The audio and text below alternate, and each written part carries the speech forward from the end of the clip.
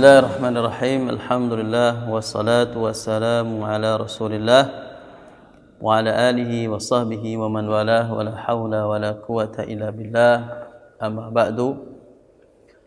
Pada kesempatan yang berbahagia ini kita akan membahas salah satu dari syariat Islam, yaitu sistem peradilan atau yang disebut dengan al-qadha, yaitu al-hukmu bainan nas, bagaimana menyelesaikan secara hukum ketika terjadi perselisihan atau persengketaan di kalangan kaum muslimin. Sebagai agama yang rahmatan lil alamin, tentu syariat Islam memiliki salah satu karakteristiknya adalah sempurna, kamil, mutakamil, sempurna dan saling menyempurnakan. Maka tidak mungkin kita bisa menjalankan syariat Islam kalau tidak ada peradilan. Sebaik apapun manusia, tentu kadang bersengketa, bahkan bertengkar, bahkan bermusuhan, bahkan sampai pada tingkat yang lebih berat daripada itu. Maka Islam sebagai sistem kehidupan memberikan satu ajarannya, yaitu berupa peradilan, atau dalam bahasa fikihnya adalah al-qadha. Al-qadha ini merupakan tugas peradilan ini, mengadili, mencari kebenaran ketika orang bersengketa, merupakan tugas para nabi dan rasul. Bukan saja ada dalam syariat Islam, namun ini sudah ada di dalam agama-agama sebelum Islam. Misalkan Allah Subhanahu wa taala ketika bicara tentang Nabi Daud alaihissalam, Allah berfirman, "Ya Dawud, inna ja'alnaka khalifatan fil ardi fahkum bainan nas bil haqq wa la tattabi'il hawa fayudilluka an sabilillah." Ini Nabi Daud alaihissalam, dia nabi dan rasul, namun dia seorang qadhi, dia seorang hakim dalam persengketaan, perseteruan pengikutnya. Demikian Rasulullah sallallahu alaihi wasallam juga diperintahkan oleh Allah Subhanahu wa taala, dan juga ini berlaku kepada umatnya. Allah berfirman dalam surah An-Nisa 105, Allah berfirman, "Inna anzalna ilaikal kitaba bil haqqi litahkuma bainan nasi bima arakallah." Kami Allah Subhanahu wa taala telah turunkan kitab dengan cara yang benar, kitab yang benar, agar kamu Muhammad litahkuma bainan nas, agar kamu menyelesaikan permasalahan hukum di antara umat kamu. Bima arakallah, tentu sesuai dengan apa yang Allah kehendaki. Karena itulah Rasulullah Shallallahu Alaihi Wasallam merupakan hakim pertama atau qadhi pertama dalam sejarah peradilan dalam Islam. Kemudian dilanjutkan oleh para sahabat. Umar Abu Bakar, ketika pemerintahan Abu Bakar, Umar bin Khattab menjadi seorang qadhi.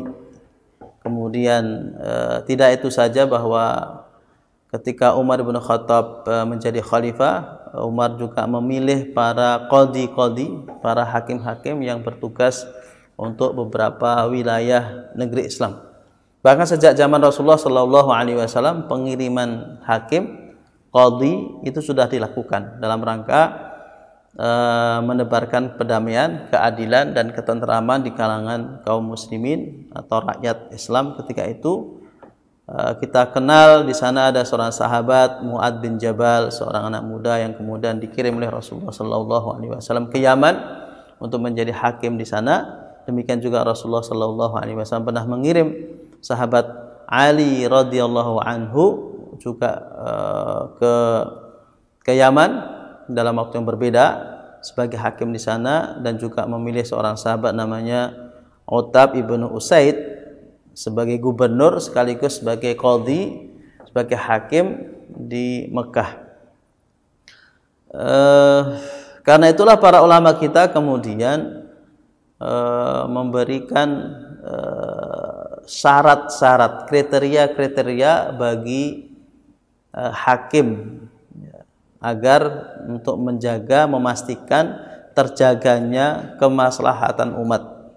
Seperti yang dikatakan para ulama kita bahwa peradilan ini amrun diniyun.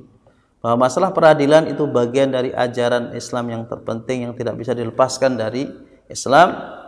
Wa maslahatun min masalihil muslimin, dalam rangka untuk menjaga kemaslahatan bagi kaum muslimin, maka siapapun yang memerintah tajibu inayatu bihi, maka wajib bagi dia untuk menegakkan peradilan ini, di anna nasa ilaihi hajatun azimatun, dan peradilan sangat-sangat dibutuhkan oleh manusia. Ini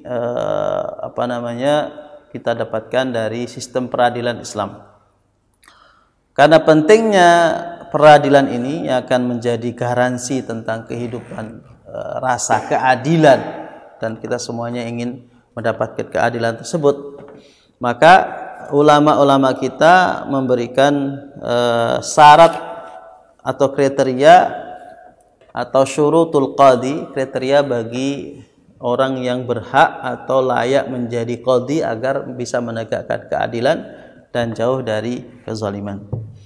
Di dalam kitab Fiqhul Islam wa Adilatuhu, Fiqhul Islami wa Adilatuhu, karya Profesor Dr. Wabah Zuhaili, beliau menyebutkan ada 8 kriteria, yang 5 itu muttafaqun alaih, yang 3 mukhtalafih.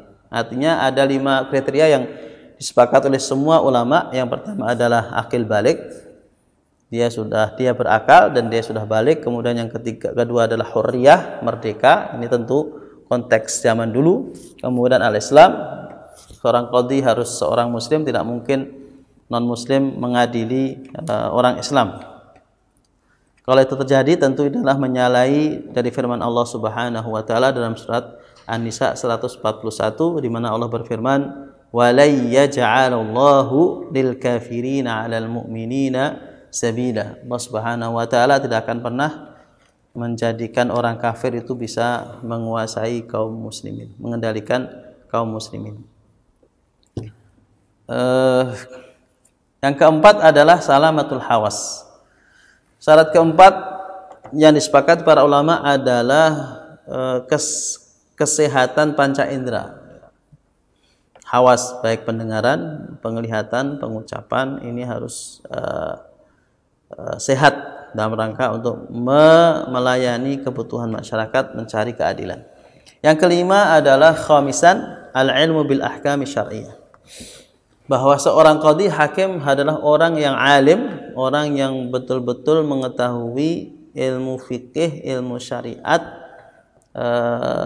pada tingkat tidak sekedar pada usulnya, tapi pada tingkat furuk-furuknya, cabang-cabangnya, kasus-kasusnya, akan lebih mudah menyelesaikan permasalahan yang ada dalam masyarakat.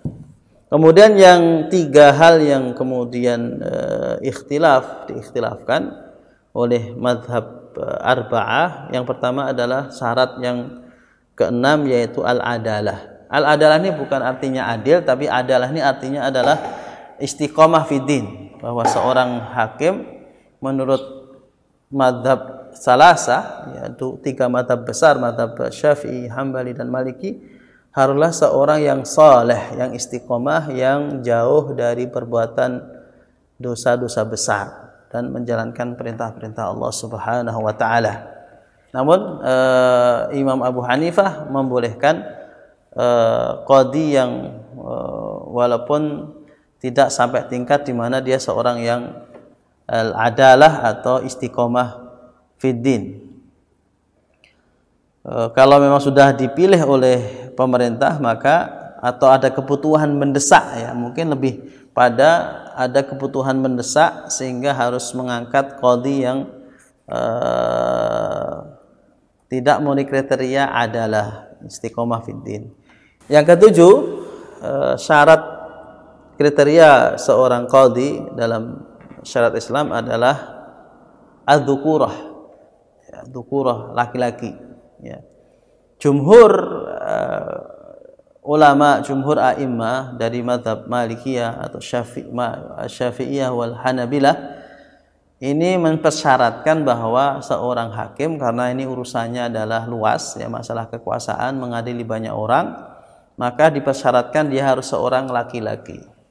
atas dasar firman Allah Subhanahu wa taala, ar-rijalu qawwamuna 'alan nisa, bahwa laki-laki dijadikan oleh Allah Subhanahu wa taala qawamun, memimpin wanita. Maka peradilan adalah bagian dari kepemimpinan.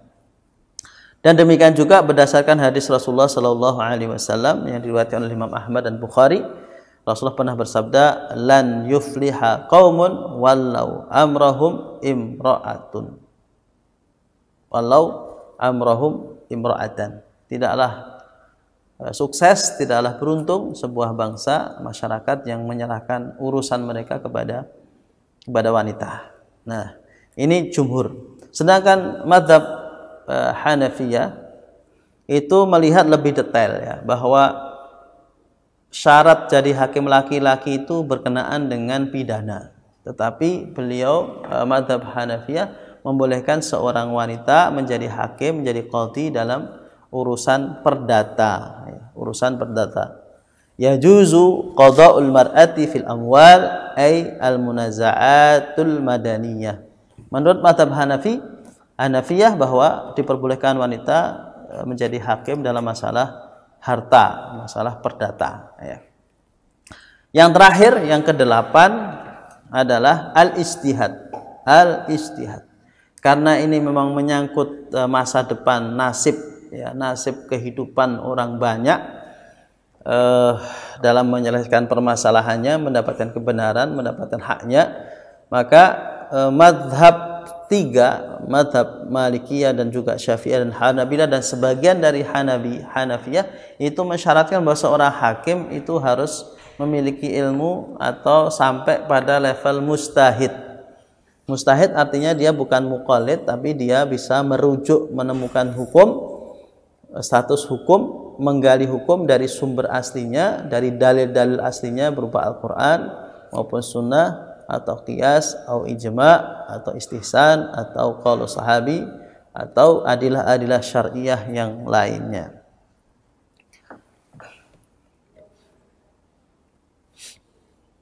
Nah ini sedangkan sebagian mazhab Hanafiyah itu memperbolehkan muqallid, orang yang alim, faqih tapi belum sampai pada derajat mustahid, diperbolehkan menjadi hakim.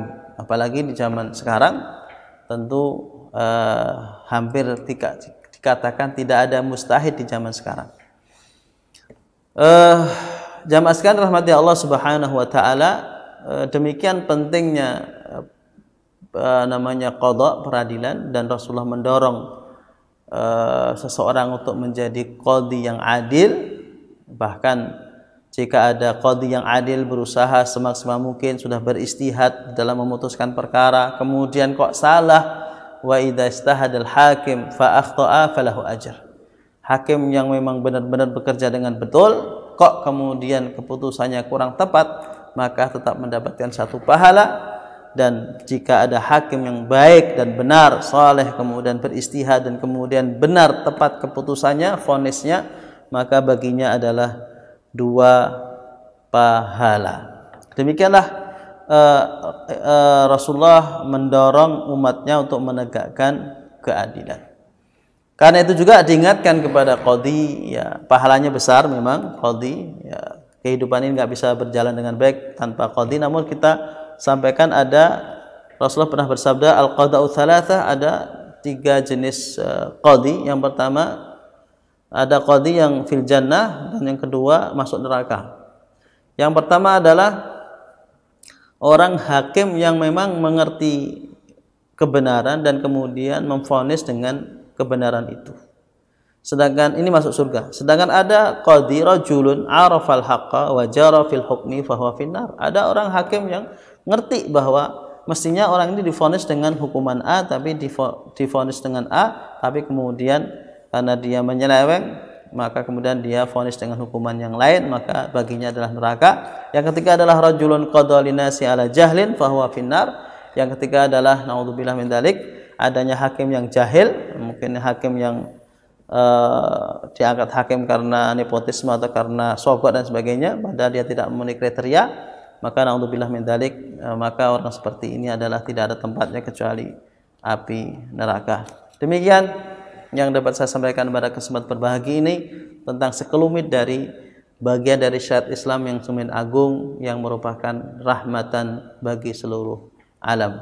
Wallahu muwaffiq ila aqwamit thariq. Assalamualaikum warahmatullahi wabarakatuh.